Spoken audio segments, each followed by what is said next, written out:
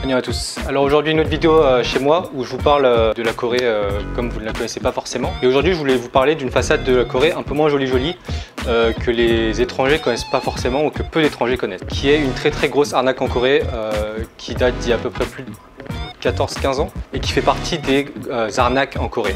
Il faut savoir qu'il y en a plein. Parmi celles-là, la plus connue et la plus répandue, c'est le voice phishing, où en gros c'est l'arnaque par téléphone. Ça fait très longtemps que ça existe. Et aussi le N-Bone Bank qui est vraiment horrible et qui est fait parler d'elle dans les médias récemment. Mais cette fois-ci, je vais vous parler d'une arnaque qui me donne énormément de frissons personnellement et qui s'appelle le body cam phishing.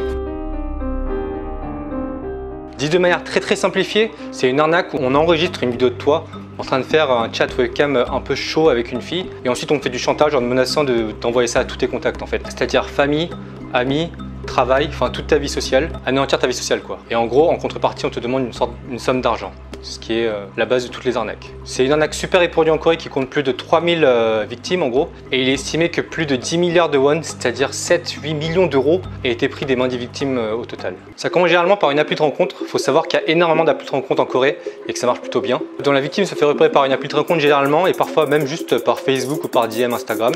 Et évidemment, la personne qui contacte, c'est une inconnue ou un inconnu avec une photo de profil assez sexy ou genre juste avec un visage très mignon ou très mignon. Déjà là, votre radar devrait sentir l'arnaque ou le fake. Mais disons que la personne soit douée et réussisse à sympathiser avec vous. Elle vous demandera sûrement de parler sur une autre appli Messenger, genre KakaoTalk, qui est l'appli comme WhatsApp en Corée que tous les Coréens utilisent, voire vraiment tout le monde. Et au bout d'un moment, après avoir parlé plusieurs minutes, la personne va vous demander d'utiliser les fonctionnalités webcam, enfin face chat de l'application pour faire une conversation un peu torride. Après céder à cette tentation et que la conversation est lancée, vous verrez la personne en face qui est cette charmante jeune fille ou ce pur BG et vous entendrez vraiment pas de son ou bien vraiment un tout petit son comme si c'était vraiment étouffé. La personne va donc vous envoyer un lien et va vous dire de télécharger l'application pour mettre le son en fait. Bien sûr, vous le sentez venir, c'est exactement là où il fallait pas appuyer. Donc après plusieurs minutes de conversation torride où je fais plein de trucs un peu chelous, la personne va d'un coup t'envoyer une photo avec genre tous tes contacts de ton téléphone, de Facebook, d'Instagram, mail, enfin tout ce que tu peux accéder depuis ton téléphone en fait. Tu vois le lien où il fallait absolument pas cliquer tout à l'heure, avec ça en fait il a réussi à hacker ton téléphone et à avoir tous tes contacts. Là tu vois ça et tu te dis on vient de passer un bon moment ensemble, je comprends pas trop qu'est-ce qui se passe. Et là la personne change de ton pour bien te faire comprendre que maintenant t'es en enfer. Genre il te dit un truc du genre faut que je te fasse un dessin pour que je comprenne ce qui se passe. Et en gros la personne t'explique qu'elle a enregistré toute la conversation webcam où tu t'es mis nu ou je sais pas, peut-être que tu t'es masturbé devant cette personne, enfin je sais pas ce que la personne aura fait, mais genre c'est pas très glorieux, c'est pas un truc que tu voudrais montrer à ton boss ou à ta famille, enfin à quiconque, et tu voudrais absolument pas que ce soit sur internet. Et elle te dit qu'elle va envoyer ça à tous tes contacts et elle va te demander en contrepartie une très belle somme d'argent. Et à ce moment-là, votre réaction peut être, et d'ailleurs c'est tout à fait normal, mais pourquoi pas ignorer le mec et genre juste laisser la police faire? Problème résolu. C'est pas si simple que ça. Déjà leur organisation est généralement super répartie et genre le centre, enfin le cerveau en gros est souvent pas en Corée mais genre en Chine ou genre aux Philippines ou pas dans un autre pays. Du coup même si tu appelles la police et si la police est efficace, ce qui est très rare, tu peux peut-être attraper le bas de la pyramide et jamais remonter jusqu'au haut en fait. Ensuite les gens te donnent un très court délai, c'est-à-dire genre 15 minutes, maximum 1 heure pour que tu lui envoies une somme d'argent environ genre 3 millions à 5 millions de won, ce qui va faire à peu près 2500-3500 euros. Et bien sûr la victime va supplier la personne par téléphone ou par message genre 1000 fois parce que ta vie est en jeu et tu n'auras pas forcément cet argent et même si tu l'as, c'est quand même une grosse somme d'argent à donner. Mais ces mecs sont sans pitié et leur but c'est d'avoir de l'argent et parfois si tu leur donnes pas l'argent au bout d'un délai en fait, ils vont vraiment envoyer ces vidéos à ton entourage. Souvent d'abord la famille parce que ça a le moins de chances d'avoir un impact sur ta vie sociale, mais c'est vraiment pour faire comprendre qu'ils rigolent pas du tout avec toi en fait. Donc imagine que ta famille voit ça d'un coup comme ça. Moi perso c'est pire que si on l'envoyait à mes amis en fait. Du coup admettons que tu envoies la somme à ce gros fils de pute. Il va effacer la vidéo en question et puis il va trouver un moyen de te prouver qu'il a effacé la vidéo, genre peut-être qu'il va montrer une vidéo de lui en train d'effacer la vidéo. Il va dire voilà j'ai effacé la vidéo, mais c'est pas si facile que ça. Il va effacer la vidéo, ensuite il va dire Maintenant ils m'ont S10, qu'est-ce qu'on fait? Et ils vont te demander de l'argent pour toutes les vidéos. 10 vidéos x 3000 balles. Fais le compte. Et bien sûr, ils vont sûrement augmenter les prix à chaque vidéo. Si tu leur donnes de l'argent, ils vont te demander encore plus et c'est interminable. Enfin, c'est le principe des arnaques. Bien sûr, les menacer, ça sert à rien. Ils sont super protégés et toi, tu es tout nu littéralement et figurativement. Ils ont toutes tes infos et ils ont des vidéos de toi nu. Parfois même, ils vont te dire dis-le à la police, ils me trouveront jamais et le temps que tu le dises à la police, ta vie sera détruite. Et si tu les payes pas, ça leur fait vraiment rien d'envoyer les vidéos à tous tes contacts. Donc ils risquent de vraiment le faire. Donc tu es vraiment dans la merde.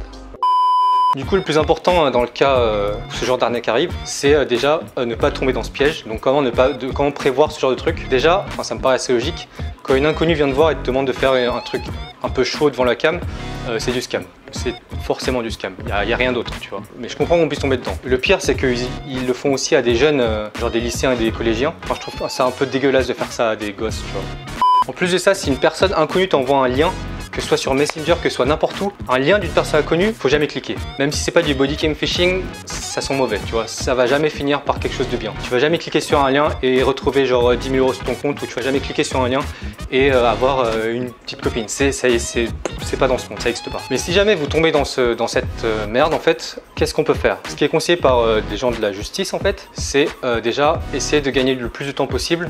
C'est-à-dire faire semblant que tu vas lui donner de l'argent, dire oui, j'aurai l'argent dans 2-3 jours. Et pendant que tu gagnes de l'argent, en fait, appeler les forces de l'ordre. Plus tu as de temps, plus tu as de chances de l'attraper. C'est logique. Bien sûr, pour ça, il faut porter plainte au plus vite. Dans ce cas-là, effacez peut-être tous vos réseaux sociaux, mais genre, effacez pas vos conversations ou le lien qui vous a envoyé, parce que avec ça, la police peut avoir des preuves et peut-être retracer la personne éventuellement. Le problème, c'est que la police coréenne à ce niveau-là est pas très efficace. Déjà, il arrive que tu aies besoin de ça tout de suite, tu vois, et que ils soient pas présents, ils ont des horaires de travail. Toi, chaque seconde compte, et eux, ils te disent on peut rien faire pour le moment. Puis en plus de prendre un temps de fou à traiter ton cas, généralement ils résoudent pas le problème. Non, c'est très rare. Du coup, les gens se tournent vers d'autres services que ceux de la police. Par exemple, il y a des sites, enfin des services qui font pas partie du gouvernement. En gros, où tu payes ces gens-là assez cher, mais toujours moins cher que la somme que tu donnerais à ces connards. Où en gros, ces mecs-là aussi sont des hackers et ils vont faire un hack inversé. Ils vont hacker ceux qui t'ont hacké grâce aux liens que tu leur donnes. Ils vont modifier les données que les arnaqueurs ont de tous tes contacts. Du coup, même s'ils envoient des trucs à tes contacts, ça va pas être tes contacts, ça va être à des numéros au pif. Par contre, si tu as recours à ce service, il faut effacer tes réseaux sociaux, changer de téléphone, il faut vraiment faire en sorte que toute ta vie sociale online recommence. Parce que tu peux te refaire hacker, on ne sait jamais ce qui peut arriver, tu vois. Au contraire de si tu portais plainte à la police, là, il faut vraiment tout effacer. T'as 10 000 followers sur Instagram, tant pis. Mieux vaut avoir pas de potes sur les réseaux sociaux que de faire virer de ton taf et avoir ta vidéo sur des sites de cul. Vraiment. Bien sûr, ces services sont illégaux, du coup la police te les conseille pas et disent que même tu peux être considéré comme criminel si tu fais attraper. Mais d'après ce que les gens disent, c'est beaucoup plus efficace que la police parce que la police fait pas grand chose à ce niveau-là. Bien sûr, c'est pas comme s'ils essaient pas, c'est juste que c'est très difficile le monde des arnaques et du hack.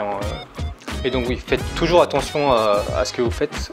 Sachez que la Corée, c'est un monde très connecté. Du coup, ils sont vachement très avancés sur ce genre d'arnaque. Je sais qu'il y a beaucoup d'étrangers qui vont sur ces sites de rencontres en Corée. Ce qui n'est pas du tout un problème.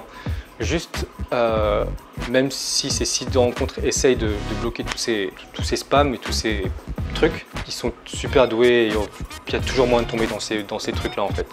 Bon, c'était un sujet un petit peu lourd mais que je trouve pas moins intéressant et c'est aussi une des réalités très jolies de la Corée. Enfin, il n'y a pas que des choses super jolies. Je sais pas de te dire que la Corée c'est plein de choses mauvaises. J'adore la Corée mais il y a plein de petites choses comme ça dont les étrangers ne sont pas forcément au courant. J'espère que ça vous a intéressé ou peut-être que ça vous a mis en alerte sur quelque chose. Et donc c'est la fin de cette vidéo. Abonnez-vous si ce n'est pas déjà fait et dites-moi si vous voulez encore voir d'autres sujets qui ressemblent un peu à ça, même si c'est un petit peu dark, ça peut en intéresser certains. Et moi j'en ai vraiment plein. La semaine prochaine je vais venir à une vidéo un peu plus, peut-être moins lourde que celle-là, mais pas moins intéressante que je prépare depuis assez longtemps aussi. Et donc je vous dis à la semaine prochaine.